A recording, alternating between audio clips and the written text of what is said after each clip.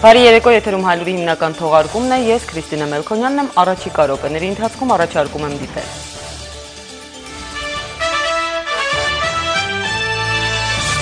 Երևանում է Հայաստանի Հանրապետության անկախությունն առաջինը ճանաչած երկրի Լիտվայի նախագահը, ինչ կտա Լիտվայի եվրոինտեգրման փորձը մեր երկրին։ Հայաստանը տարածաշրջանում կայունացնող գործոն է, Լիտվայի նախագահի բնորոշումն է ու կարծիքը արցախյան կարգավորման խնդրի վերաբերյալ։ Ոչ ոք որևէ միջազգային կազմակերպություն երբևէ չի սատարի ռազմական լուծմանը։ Դա է հստակ ուղերձս այս 3 օրերին իմ այցելած բոլոր պետություններին։ Հայոց ցեղասպանության շղթումը դատապարտող օրինագիծը ֆրանսիական սենատում նախագահ Սարկոզին վստահեցրել էր, որ կառավարությունը սենատին ազատ է թողել որոշում կայացնելու հարցում։ Ինչ է որոշում սենատը։ Կենսաթոշակառուների մայիսի ցուցակից հանվել են 3000 անձանց տվյալներ, ցուցակները մաքրվում են, ոլորտում միասնական տեղեկատվական համակարգի ներդրման ուղղությամբ աշխատանքներն ընթացքի մեջ են։ Հայաստանում է ամերիկյան հազարամյակի մարտահրավերներ կորպորացիայի ղեկավարը։ Անզեմ, բայց շատ վտանգավոր սպիտակ տան բացատրությունն է թիվ 1 ահաբեկչին ոչ թե ձերբակալելու, այլ սպանելու որոշման վերաբերյալ։ Մահմեդական երկրներում սգում ու բողոքում են։ Եվ Կազանում մեկնարկում է շախմատի աշխարհի գահի հավաքնորդների գերմրցաշարը։ Հայկական շախմատի առաջատար Լևոն Արոնյանի առաջին մրցակիցը ռուսաստանցի Գրիշչուկն է։ Կազանում է նաև մեր նկարահանող խումբը։ Լիտվան կաջակցի Հայաստանին եվրոինտեգրման գործում։ Հայաստանում արդեն դրված են եվրոինտեգրման ճանապարհին անհրաժեշտ բարեփոխումների հիմքերը։ Հարավային Կովկասի պետություններին Լիտվան որպես քաղաքական հաջողված բրենդ առաջարկում է մերձբալթյան երկրների համագործակցության փորձը։ Լիտվայի նախագահն այսօր Երևանում նախագահ Սերժ Սարգսյանի հետ քննարկել է երկկողմ քաղաքական ու տնտեսական հարցերի լայն շրջանակ։ Սերժ Սարգսյանը բարձր գնահատելով մերձբալթյան տարածաշրջանի օրինակը նշել է, որ մեր դեպքում հանգամանքներն այլ են։ Ադրբեջանը չնայած միջազգային կառույցների հորդորներին չի դադարում ռազմաշունչ ու պառակտիչ հայտարարությունները։ Մյուս կողմից Թուրքիան Հայաստանի հետ բանակցային գործընթացում քայլ անելու փոխարեն միջազգային բարձր ամբիոններից շարունակում է Հայաստանի ու Սփյուռքի միջև սեպ խրելու իր անհեռանկար ջանքերը։ Տիկին Գրիբաուսկայտեն նշել է, որ Հայաստանի հետ հարաբերությունները Լիտվան դասում է իր արտաքին քաղաքականության գերակայությունների շարքին։ Պաշտոնական Վիլնյուսը հստակ պատկերացնում է Հայաստանի եվրոպական հեռանկարները։ Հայ-լիտվական քաղաքական երկխոսության մանրամասները Արտակ Ալեքսանյանի ռեպորտաժում։ Աշխատանքային այցով Երևան ժամանած Լիտվայի նախագահ Դալիա Գրիբաուսկայտեի այցի օրակարգում 3 հիմնական հարցեր էին։ Առաջինը Ղարաբաղյան հակամարտության խաղաղ կարգավորման գործընթացն էր։ Լիտվան նախագահում է ԵԱՀԿ-ում, հետևաբար տարածաշրջանի անվտանգությունը եւ բանակցային գործընթացի շարունակականությունը հենց Լիտվայի անմիջական հետաքրքրության շրջանակում են։ Օրակարգի մյուս հարցերն էին եվրոպական ինտեգրացիան, միջուկային անվտանգությունն ու երկկողմ գործակցությունը։ Հենց այս հարցերը Լիտվայի նախագահը քննարկեց Սերժ Սարգսյանի հետ, օդակայանից միանգամից ուղևորվելով նախագահի նստավայր։ Հայ-լիտվական մակարդակի բանակցություններին հաջորդած լրագրողների հետ հանդիպմանը նախագահ Սարգսյանն ասաց, որ Հայաստանի անկախության ձեռքբերման եւ Լիտվայի հետ դիվանագիտական հարաբերություններ հաստատելու օրվանից երկկողմ կապերը ավելի ինտենսիվ են զարգանում։ Նախագահ Գրիբաուսկայտեի հետ մեր առանձնազրույցի ընթացքում արդյունավետ եւ կառուցողական քննարկում ունեցանք երկկողմ հետաքրքրություն ներկայացնող մի շարք հարցերի շուրջ, անդրադարձանք տարածաշրջանային եւ գլոբալ որոշ խնդիրների։ Վերահաստատեցինք երկկողմ եւ բազմակողմ հարթություններում հայ-լիտվական կապերը խորացնելու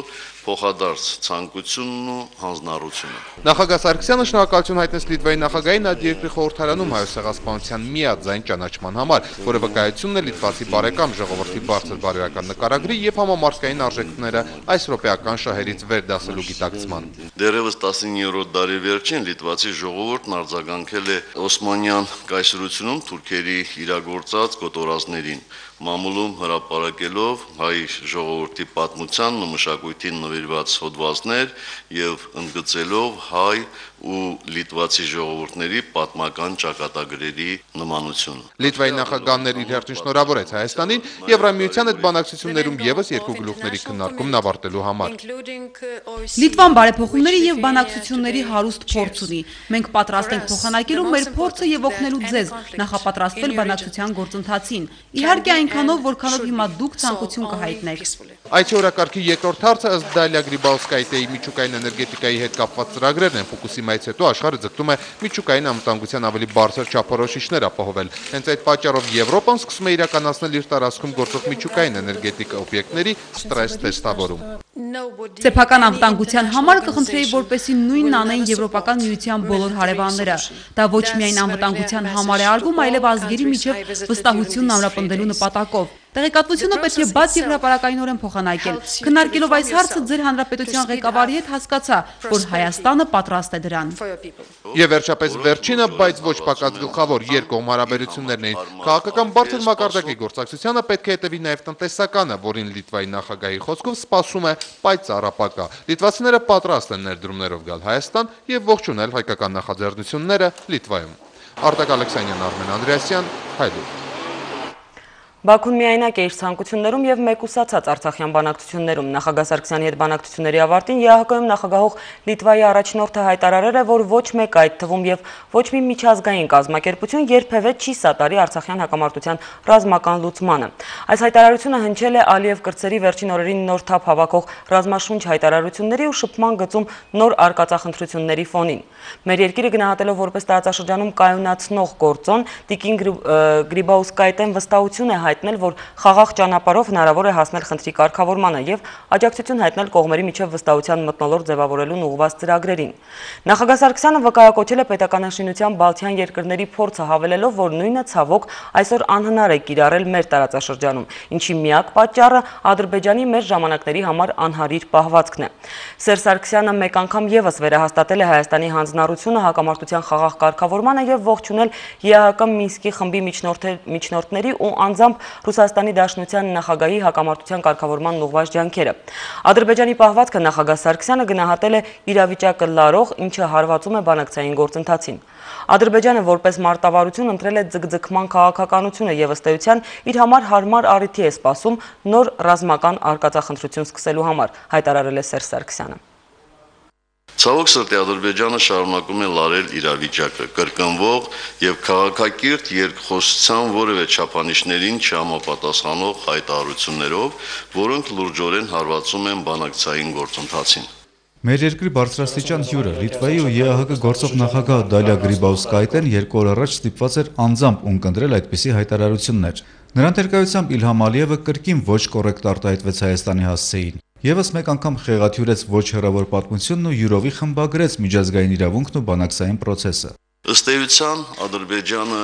որպես մարտավարություն ընտրել է ձգձգման քաղաքականությունը եւ ըստ էության իր համար հարմար առիթ է սպասում, որպեսզի նոր ռազմական ավանտյուրա սկսի։ Խնդրի լուծումը խաղաղ ճանապարհն է։ Բաքվում հայտարարեց ու Երևանում կրկնեց ԵԱՀԿ նախագահը։ Նա Հայաստանը բնորոշեց տարածաշրջանում կայունացնող խորհրդանիշը փոխանցեց միջազգային հանրության դիրքորոշումը։ Ոչ ոք, որևէ միջազգային կազմակերպություն երբևէ չի սատարի ռազմական լուծմանը։ Դա է հստակ ուղերձս այս 3 օրերին իմ այցելած բոլոր պետություններին։ Մեկ բան խոսել բանակցություններում ու տրամագծորեն հակառակը սեփական տանը։ Ժամանակին Արցախյան հակամարտության միջնորդները ըմբռնումով մոտեցան դրան, համարելով ներքին օգտագործման անհրաժեշտություն։ Առաջին նման բացահայտումը արեց ռուսաստանցի նախկին համանախագահ Նիկոլայ Գրիբկովը դեռ 2001-ի հունվարին։ Երբեմն քաղաքական գործիչը անում է հայտարարություններ, որոնք հաշվարկված են ոչ այնքան արտաքին, որքան ներքին սպառման համար։ Եվ ես ուզում եմ հավատալ, որ Հեյդար Ալիևի հայտարարությունը հենց դրանով էր պայմանավորված։ Տարիներ անցան ու ինչպես տեսնում ենք, ներքին սպառման համար անընդհատ նույնը կրկնելով Ալիևներն արդեն չեն կարողանում այլ բան ասել։ Նաև արաբական աշխարհի process-ներով պայմանավորված իշխանության կորստի պոտենցիալ վտանգն է ստիպում ավելի բարձրաձայն խոսել ու ժողովրդին լրացնել հայկական սպառնալիքով։ Այլ բան, որ բռնապետական երկրում Ալիևներին հնարավոր չէ հարց ուղղել այն ճեղքվածքի մասին, որն առկա է բանակցային հռչակագրերի եւ հանրային ելույթների միջև։ Սակայն դրա վրա աչք փակելը, ինչպես ասաց Հայաստանի նախագահը, լրջորեն է հարվածում բանակցություններին։ Ադրբեջանը շարունակում է խորացնել իր իսկ ստեղծած անջրպետը, գծելով 21-րդ դարին անհարիր բաժանարար գծեր։ Հայաստանը հաստատում է իր հանձնառությունը կարգավորման հասնել բացառապես խաղաղ ճանապարհով, ողջունում է միջնորդների ու անձամբ Դմիտրի Մեդվեդևի ջանքերը եւ անհրաժեշտ է համարում փոխզիջում փնտրելը։ Բայց լուծման համար անհրաժեշտ է, որ Ադրբեջանը եւս ունենա նույն ցանկությունը։ Արթուր Գրիգորյան, Արմեն Անդրեասյան, Հայլուր։ Հարավկովկասյան տարածաշրջանի զարգացումներին ուշադրությամբ հետևում է նաև աշխարհում իր չեզոքությամբ հայտնի Շվեյցարիան, հատկապես հետաքրքրված լինելով կայունության անվտանգության խնդիրներով։ Հայաստանի նախագահը Շվեյցարիա առաջին պաշտոնական այցի ընթացքում համադաշնության նախագահի հետ հանդիպմանը բարձր է գնահատել տիկին Քալմիրեի անձնական միջնորդական ջանքերը Հայաստան-Թուրքիա բանակցային գործընթացում, նկատելով, որ թուրքական կողմը ստորագրված արձանագրությունները վավերացնելու փոխարեն միջազգային բարձր ամբիոններից փորձում է անպտուղ ջանքերով անջրպետ առաջացնել հենց ցեղասպանության հետևանքով ձևավորված հայկական Սփյուռքի ու Հայաստանի մեջ, չհասկանալով իր իղձերի անհեթեթությունը։ Համադաշնության նախագահ Միշելին Քալմիրեին ասել է, որ Հայաստանը համակրանքի մեծ կապիտալ ունի Շվեյցարիայում, ինչը նաև շվեյցարահայերի շնորհիվ է։ Շվեյցարիայի, շվեյցարահայերի ու հայ-շվեյցարական նոր ձեռքբերումների մասին Արտակ Երիքյանի ռեպորտաժում։ Փոքրիկ գյուղի մեկ տեսարան, որտեղ երևում է աշխարհի ամենամրցունակ տնտեսություններից մեկը։ Շվեյցարիայում գյուղատնտեսությունն ապահովում է երկրի պարենի պահանջարկի մոտ 60%-ը, իսկ կախարդական բնությունը Եվրոպայի այս անկյունը դարձնում է տուրիստական կարևոր ուղղություն։ Ազգային եկամտի 15%-ն է գալիս զբոսաշրջությունից։ Աշխարհի ամենահարուստ ու բարգավաճ պետություններից մեկի հետ Հայաստանը որոշել է տնտեսական կապեր զարգացնել։ Շվեյցարիայի նախագահ Միշելին Քալմիրեի հետ բանակցությունից հետո նախագահ Սերժ Սարգսյանն ասաց, որ պայմանավորվել են լիարժեք օգտագործել տնտեսական գործակցության հնարավորությունները։ Իմ շվեյցարացի գործընկերն առաջարկեցի փոխշահավետ գործընկերային հիմունքներով համագործակցություն իրականացնել ոսկեշրջության, ժամագործության, գյուղատնտեսության, ինչպես նաև զբոսաշրջության, կրթության, գիտության, մշակույթի բնագավառներում։ Բնականաբար խորախոսելով այդ ոլորտի ներկայացուցիչներին կատարելու իրենց բիզնես ծրագրերը։ La coopération en matière de tourisme. Քննարկեցինք туриզմի ոլորտում համագործակցության թեման, ցանկություն կա, որ շվեյցարացի եւ հայ մասնագետների միջև կապերը խթանվեն, նպատակ կա, որ туриզմի հայ եւ շվեյցարացի փորձագետները կլոր սեղան կազմակերպեն, փոխանակումներ լինեն туриզմ ուսանող երիտասարդների միջև։ Encore une fois que des échanges d'étudiants soient favorisés dans ce cadre-là. Շվեյցարիայի նախագահը հայ-շվեյցարական հարաբերությունների բարձր մակարդակի վկայություն համարեց, որ Ժնևի գրքի սալոնին Հայաստանը մասնակցեց որպես պատվավոր հյուր։ Մեծագույն հաճույքով ներկա գտնվեցի գրական աշխարհի միջազգային այս խոշոր իրադարձությանը եւ այնտեղ ականատես եղա այն ջերմ ընդունելությանը եւ մեծարանքին, որ Շվեյցարիան արժանացրել է հայատար գրքի կես հազարամյա պատմությանը, ինչպես նաեւ հայոց պատմության, մշակույթի,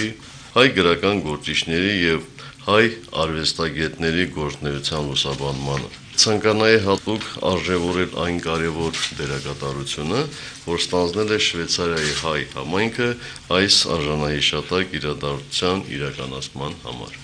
Սերժ Սարգսյանն ու հայ-թուրքական գործընթացի միջնորդ Քալմիրեը խոսել են նաև Հայաստանի եւ Թուրքիայի հարաբերությունների կարգավորման մասին։ Նախագահ Սարգսյանը վերահաստատեց, որ Հայաստանը ցանկանում է առանց նախապայմանների հարաբերություններ հաստատել Թուրքիայի հետ, բայց նրա բառերով այդ երկրի բարձրաստիճան այրերն ամեն ինչ անում են այդ ցանկությունն օտարելու համար։ Նախագահը նշեց, որ արձանագրությունները վավերացնելու փոխարեն Թուրքիան միջազգային ամբիոններից շարունակում է Հայաստանի ու Սփյուռքի միջև սեպ խրելու անհեռանկար ջանքերը։ Որքան շարունակվեն այդ ջանքերը, այնքան նվազելու է կարգավորման գործընթացի նկատմամբ մեր վստահության, առանց այդ էլ նվազագույնի հասած պաշարը, հայտարարեց Սերժ Սարգսյանը։ Ես զարմանում եմ, որ Թուրքիայում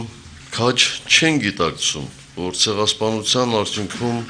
ձևավորված Սփյուռքը Հայաստանի եւ հայ ժողովրդի անբաժան մասն է, մեր հպարտությունն է,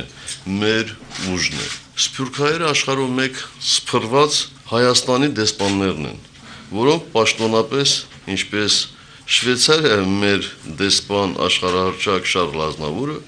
իսկ շատերն էլ նույնպես հոգուկանչով եւ հասարակական հիմունքներով։ Եվ լինելով իրենց ապաստան տված երկրների արժանավոր քաղաքացիներ, նրանք կարողանում են նաեւ բերել իրենց ներդրումը մեր երկրի առաջխաղացմանն ու զարգացմանը։ Նախագահ Սարգսյանն անդրադարձավ նաև հայոց ցեղասպանության միջազգայնացման թեմային։ Շվեյցարիայի միջնորդական առաքելությունը հայ-թուրքական գործընթացում լավագույնս փաստում է, որ հայոց ցեղասպանության ճանաչումը միայն այս րոպեական բացասական շղարշ է գցում Թուրքիայի եւ ցեղասպանությունը ճանաչած պետությունների հարաբերություններում, ասաց երկրի ղեկավարը։ Ըստ նրա, Շվեյցարիայի կողմից ցեղասպանության ճանաչումը բոլորովին չի խանգարել նույն Շվեյցարիային սատար կանգնել հայ-թուրքական հարաբերությունների կարգավորման գործին։ Շվեյցարիայի օրինակը պետք է ուսանելի դառնա աշխարհի շատ ու շատ երկրների համար, ասաց Հայաստանի նախագահը։ Արտակ Երիքյան, Կարեն Գրիգորյան, Հայլուր։ Մահափորձ Թուրքիայի վարչապետ Ռեջեփ Թայիփ Էրդողանի դեմ ըստ ռուսական ՌԻԱ Նովոստի